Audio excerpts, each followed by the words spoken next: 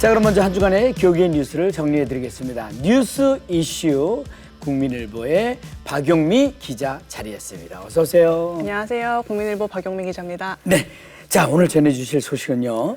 이 군선교는 다음 세대 선교에 있어서 빼놓을 수 없는 분야인데요. 네. 이 해군사관학교가 있는 경남 창원 진해구에 이 손원일 선교센터가 세워져서 해군 선교에 청신호가 켜졌습니다. 네. 이 손원일 선교센터는 지하 1층, 지상 4층의 규모로 지어졌고요.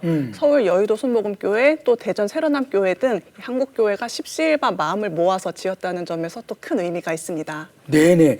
특별히 선교센터를 손원일이라는 이름이 들어가 있는데 보통 이름이 이렇게 들어가 있다고 하는 것은 역사적으로 큰 의미가 있는 그런 분이란 생각이 드는데 네.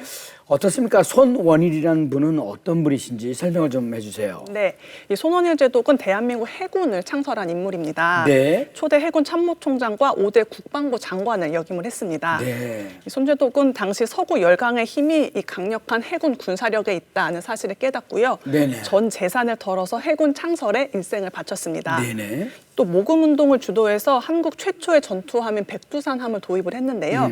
이 백두산함으로 6.25 전쟁 첫날 동해상으로 남하하는 적을 격침하는 등 이 한국 영해를 수호를 했습니다.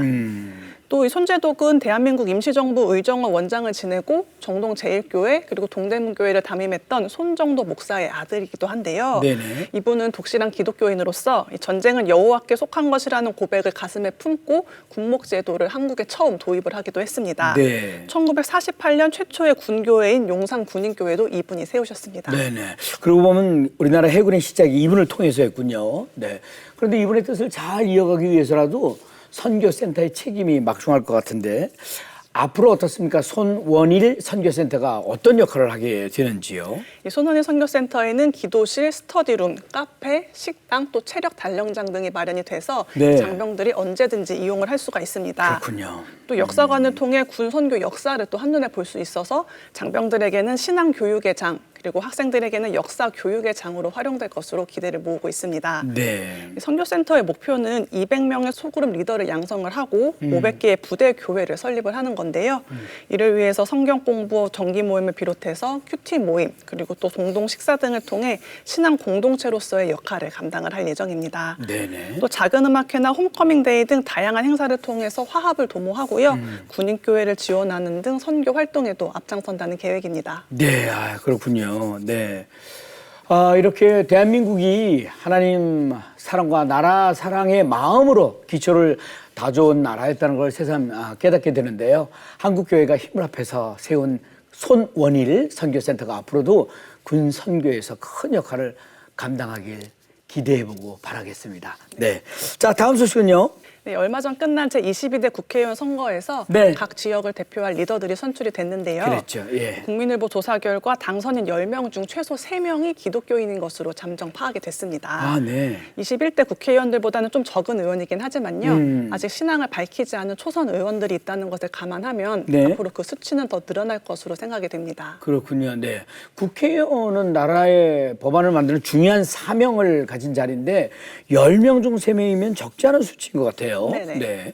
이 22대 국회의원 당선인이 총 300명인데요. 그 가운데 87명인 29%가 크리스천인 것으로 집계가 됐습니다. 네. 우리나라 개신교인이 평균 20% 내외인 것을 감안하면 적지 않은 수치라고 할 수 있습니다.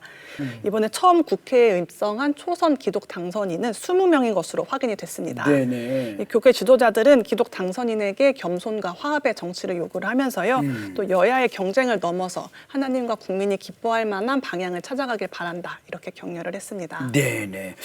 물론 이번에 뽑힌 모든 국회의원들이 국민들을 위해 노력해야겠지만 특히나 신앙을 가진 의원이라면 다른 의원들보다 더 열심히 최선을 다하는 모습을 보여야 할 텐데 포부도 남다를 것 같습니다. 네, 이 기독 당선인들은 포괄적 차별금지법 그리고 동성애 동성혼 합법화 제정을 막으면서 이 선한 영향력을 끼치겠다고 밝혔습니다. 네네. 잘 알겠습니다. 네. 국민들이 뽑아주신 자리인 만큼 앞으로 성실하게 잘해 주시길 바라겠고요. 신앙을 가진 많은 의원들이 기독교적 가치관을 가지고 의미 있는 법안들을 만들도록 한국교회가 함께 응원하고 혹시라도 잘못된 길로 가면 따끔한 충고도 하는 역할을 감당해야 할 것 같습니다. 네. 자, 박흥미 기자 대단히 감사합니다. 수고하셨습니다. 감사합니다. 네. 자, 이어지는 단신 뉴스 보시고요. 다음 출연자 만나보시겠습니다.